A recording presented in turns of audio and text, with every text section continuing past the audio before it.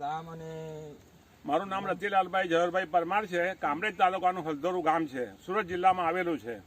અને હું વર્ષોથી આ ફ્લાવરની ખેતી કરું છું અને એની અંદર આ ઝીંક પ્લસ હું કાયમ માટે વાપરું છું.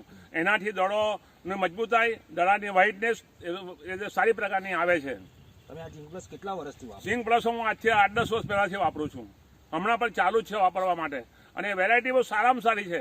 એમાં જો ખેડૂત વાપરે કોઈ જાતનો શેરડીમાં વાપરો, શાકભાજીમાં વાપરો, કોઈ પણ પાકમાં વાપરવામાં કોઈ જાતનો વાંધો નથી એમાં.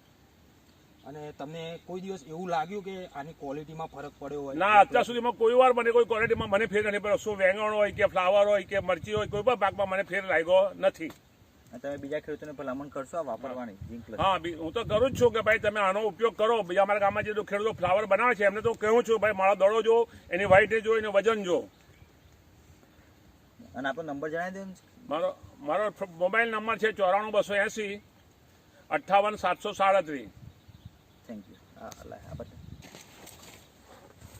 દરવાજા કાકા એકલા ના પાડે.